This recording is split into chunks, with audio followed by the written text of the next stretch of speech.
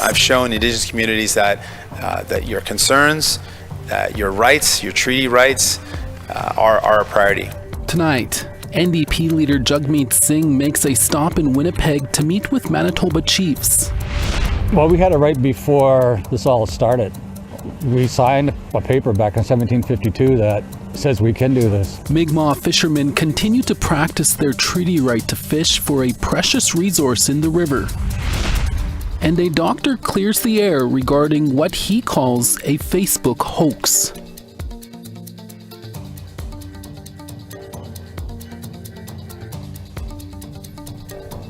Good evening, I'm Kristen Ashkate. Welcome to APTN National News. Thank you for joining us.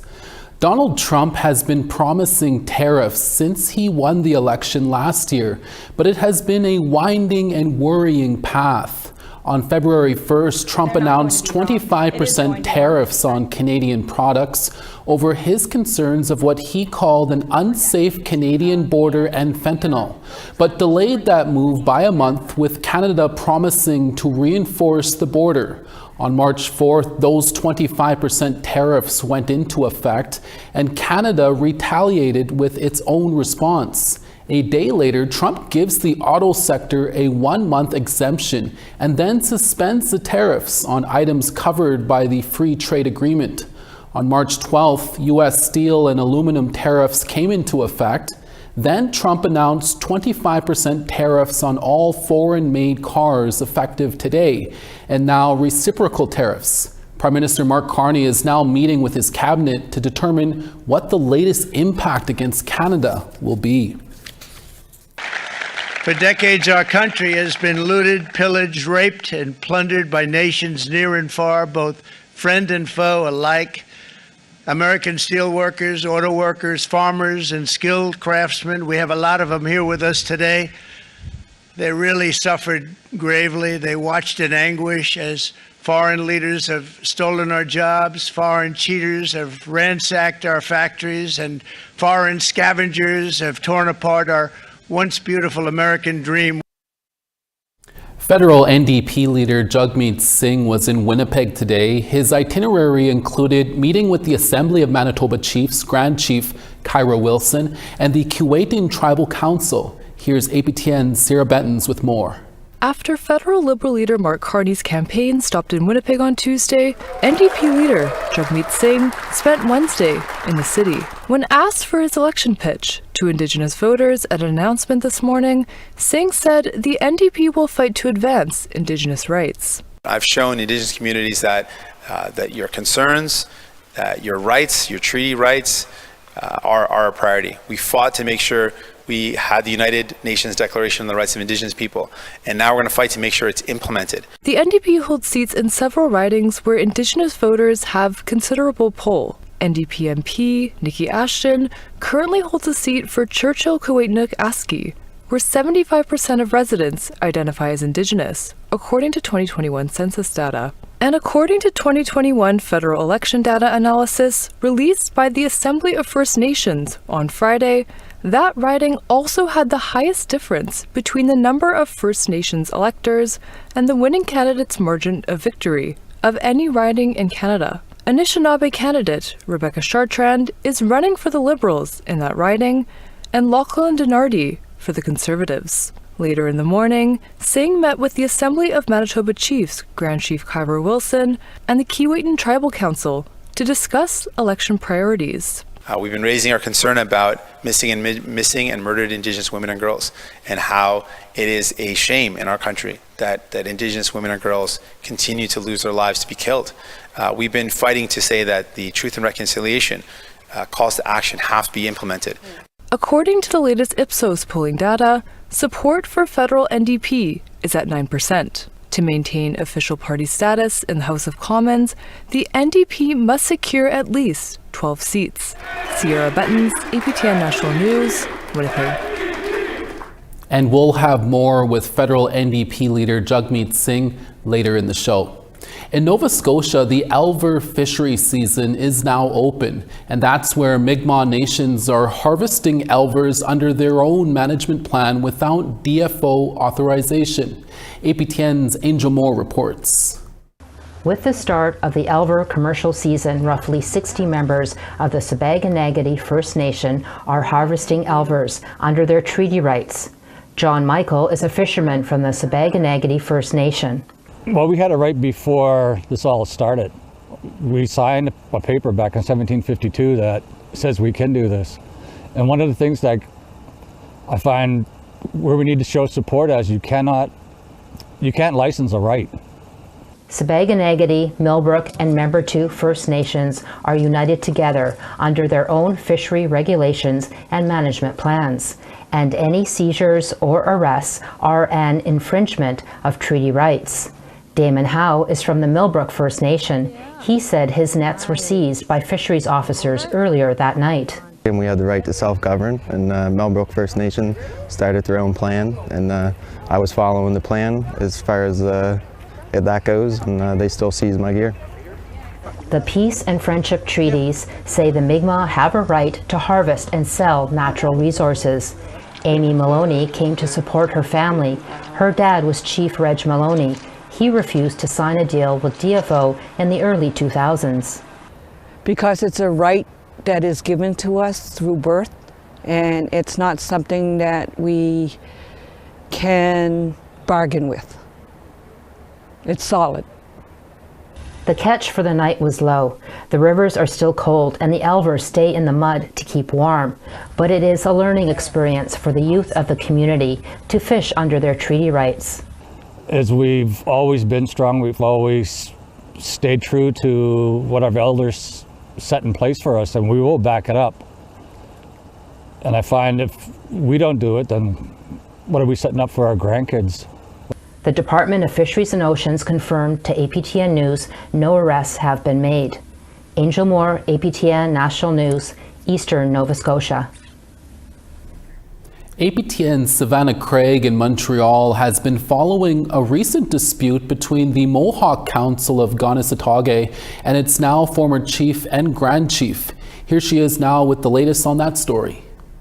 At a press conference held today by the Mohawk Council of Kanesatake, they confirmed that an ethics commission comprised of non-community members has ousted Grand Chief Victor Bonspiel and Chief Valerie Bonspiel last month. In a phone call with APTN, the former Grand Chief said he would continue serving his community despite the ruling, whether he is paid or not. The Mohawk Council of Kanesatake has informed federal and provincial leaders, as well as the AFN-QL, of the ethics ruling and are asking them to respect First Nations governance. The former Grand Chief has provided APTN with financial documents where he's made allegations against the current band council. APTN will follow up with a more comprehensive report. Savannah Craig, APTN National News, Kanesatake, Mohawk Territory. Comments allegedly made on social media by two Alberta doctors have come to light this past week, sparking enough outrage to get a petition going with the intention to launch an investigation and suspend one of the doctors. Joining us to talk about this story is Veronica Blackhawk. Veronica, I understand there are some developments in this bizarre story. What can you tell us? Thank you, Creason. This isn't the first time two Alberta doctors are receiving backlash over the comments. Someone posted them before in 2021. Hateful comments directed at Indigenous people about residential schools and missing and murdered Indigenous women and girls. We now know the viral posts this week were not written by Dr. Laffin or Dr. Tran. The profiles are fake, but the latest posting is causing damage to their reputations for a second time. On Monday, a petition was started on change.org. It got over 5,700 signatures in less than 48 hours. It originally had screenshots and videos as part of the campaign. Now midweek, that petition is closed. The petition has been updated by Hans McCarthy, who identifies as a First Nations advocate. They say new information came to light during a court order from 2021, where Laffin tried to have Facebook release the identity of the account holder, but was unsuccessful. The petition maker, McCarthy, is also apologizing and says they don't want to cause further harm. APTN reached out to Dr. Laffin, and in an email, he said he is unsure why he was targeted and that narratives like this undermine the real struggles impacting Indigenous communities. Laffin said, quote, I will continue to try and identify the creator of these fraudulent posts, and until that time, will continue to openly address the posts whenever they appear," unquote. The College of Physicians and Surgeons of Alberta also released a statement. Shared on April 1st, the college said the comments were made by fraudulent accounts. They launched an investigation in 2021 and say they are making another statement now because it is a serious matter. In a written statement on their website, the college says it's disheartening to see these comments resurface and that racism and discrimination have no place in healthcare. While this was just a hoax, there is still an opportunity to learn from this. Experts say check the source. Are they reliable? And is there more than one source? While it's rare and hard to prove, it is possible to be sued and held liable for defamation of character, even simply for sharing viral posts. Creason? 4 elected members of the Métis Nation Saskatchewan published a statement this week that says they have been banned from provincial Métis Council meetings. Provincial Secretary Lisa McCollum and Regional Directors Sherry McLennan, Kathy Pruden-Nansel, and Wendy Gervais says they were banned in January after filing harassment complaints with the MNS against a staff member. According to the 4 involved, their complaints was dismissed in February after the staff member filed a complaint against them and an internal investigation found the 4 women were at fault. The women are calling on the MNS to acknowledge the procedural failings in handling their complaints, commit to respecting the rights and dignity of complainants, ensure the complainants are taken seriously and a fair and respectful investigation is conducted, ensuring that all future investigations strictly adhere to policies intended to protect all members, and reaffirm commitment to the safety and respect of Métis women. The statement makes no reference to reinstatement but warns of court action if the conditions aren't met. We've reached out to the MNS for comment, but they have not responded to APTN News. We'll have more on this story in the coming days.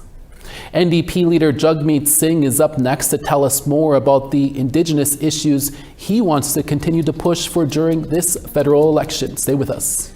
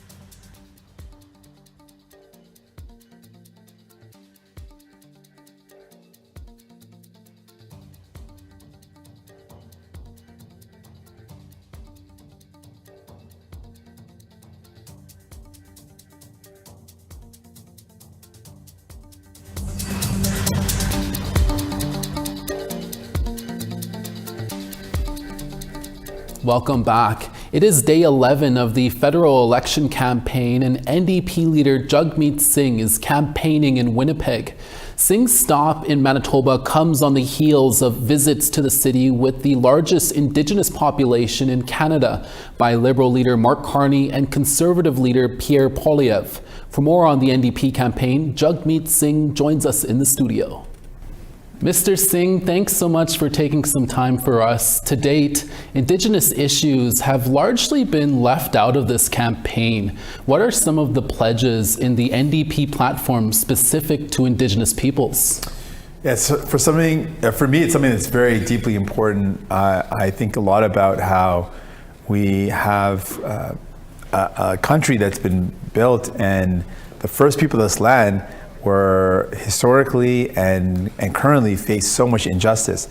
And as a part of being proud Canadians, I feel like what we have to do is acknowledge that injustice and fight to remedy it. So some of the things that we want to do as New Democrats, the Indigenous communities across our country, Inuit, Métis, and First Nations, and have laid out really concrete steps that we should be taking. They've said, let's actually respect First Nations of this land, the first people of this land, with adequate housing, healthcare, basic human rights. These should be met.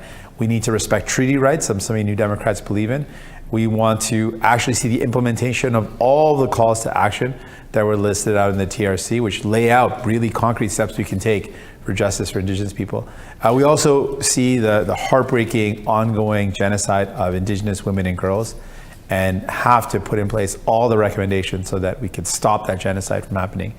One of the things that I think really grounds where I come from around how we walk the path of reconciliation in a meaningful way is that the United Nations Declaration of the Rights of Indigenous People is a guiding document for me. It really grounds me in what we need to do. We need to walk together in a path of justice where we are partners, we are collaborating. Instead of imposing decisions, we work together.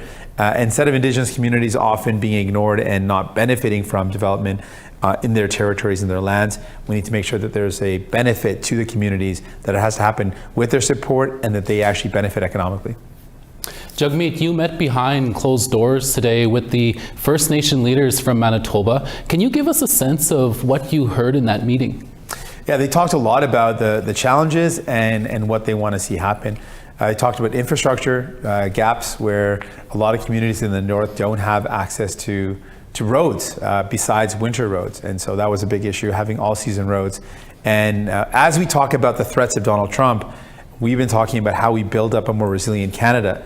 Well, one of the things we need to do is build more infrastructure, and I can see all weather roads is a fundamental part of that. They also talked about, for many communities, flying in and flying out is really the only way to access. So better infrastructure around runways and better equipment so people can fly in and out of those communities is vital. They also talked about the fundamentals like homes, housing, healthcare, the basic fundamental rights that Indigenous people and all people should enjoy, but particularly the fact that Indigenous people have faced so much injustice. We have to remedy that by addressing these massive gaps in funding and gaps in support. A number of the ridings currently held by the NDP, seats held by Leah Gazan, Laurie Idlout, Blake Desjardins, Nikki Ashton, all seem to be in play in this election. How are you concerned about losing some of those seats and MPs? Well, I would say to people right now that are any of those communities, you've seen what you get with the New Democrats, someone that's going to fight for you. Blake Desjardins, as you mentioned, Laurie Idlout and Leah Gazan, folks that represent Indigenous communities that are Indigenous themselves. They've been incredible voices. They've been powerful voices for people. And I would say if you want someone in this election that's going to actually fight for you, fight for Indigenous people, fight for the human rights that Indigenous people deserve, and fight for justice in a fairer country, New Democrats are the ones that are going to deliver. We've seen previous governments, they do not act unless New Democrats are there to fight for you. So I would encourage you all to vote for a New Democrat, to have someone that's going to be on your side fighting for you. Jagmeet, you met with Manitoba Premier Wab Kinew on Tuesday. The Manitoba NDP continued to ride high in polls in Manitoba. Is the provincial NDP throwing its full backing behind you and your candidates? Well, we've been very lucky to have a great relationship with the Manitoba NDP, and I've had a friendship with Premier Canoe, and I thank him for all the great advice that I received, that the meetings that we've had, and we've had an incredibly supportive team. Many of the MLAs were out knocking doors with us during the Transcona by-election, helping to get Leela Dance elected, and we're really thankful for all the support we've received and the support that we're now seeing in this current campaign. Some polls are predicting the NDP are at risk of losing official party status. Can you explain what would be the implications of that? Well, I mean, a lot of polls said that in Ontario, the NDP was going to lose party status, and they formed official opposition. So I don't know if those polls really accurately gauged New Democrat support, but I do think this is an important election.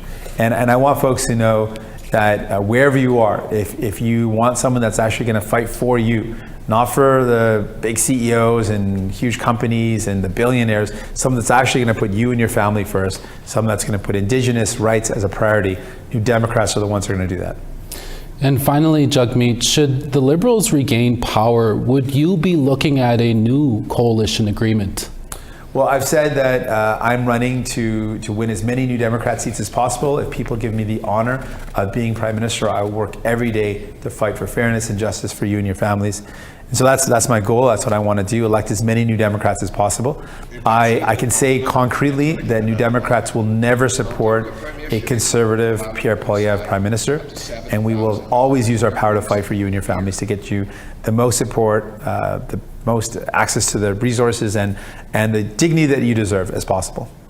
NDP Leader Jagmeet Singh will have to leave it there. Thanks so much for talking to us in studio today. Thank you. APTN News did reach out to the Liberal Party for an in-studio interview with Mark Carney while he was in Winnipeg on Tuesday. The party said his schedule was too tight to accommodate the request. Stay tuned, we have more news right after this.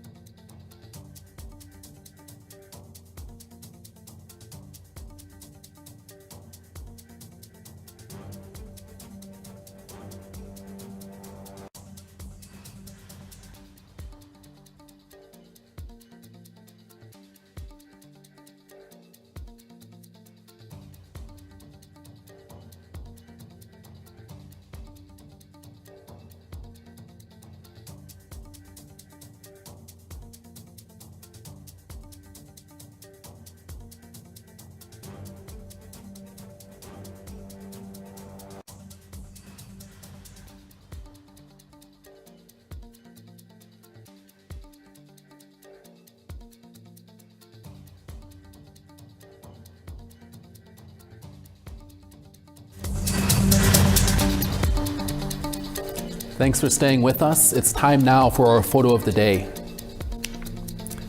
A clear blue sky in Quebec brought Leah outside with her sister and brother and some neighborhood kids to climb all over the snow-plowed snow, all under the supervision of Mom, of course. Thanks for sharing, Chelsea, and for keeping those little ones safe. Send us those pictures to share at aptn.ca for the chance to be our next photo of the day. Now let's take a look at tomorrow's weather forecast. Starting on east, Charlottetown 0, Halifax rain in 1. Cartwright -8, La Grande River -6. Saguenay 3, Val d'Or 12. Ottawa 17, Toronto 19. Wawa 8, Sioux Lookout 2. -6 in Puckatawagan, Thompson 0. 4 in Gimli, Winnipeg 4. Yorkton -1, Estevan 1. -8 in Stony Rapids, Buffalo Narrows -6. Partly cloudy and high level at 1, Fort Chipewyan -4. 1 in Lethbridge, Edmonton -1.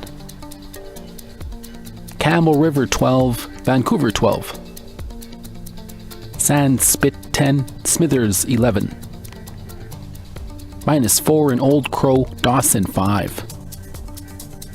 Norman Wells 2, Fort Simpson 3.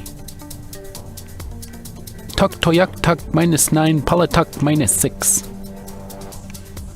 -16 in Chesterfield, Arviat -9. And Clyde River -21, Agulik -26. Before we go, make sure to tune in tomorrow on our noon show for a special guest. Up-and-coming Lakota hip-hop artist Stella Standing Bear will join me for an interview. She's making her mark in the hip-hop community. Her debut single, Home Runs, reached #1 on the NCI FM Indigenous Music Countdown on Sirius XM Radio. Definitely check that out. And that's your evening newscast for this Wednesday, April 2nd. We're back again for your daytime newscast tomorrow. Please join us then. From our reporting staff from across the country and from our HQ in Winnipeg, thank you for watching, and we'll see you again. Ekse.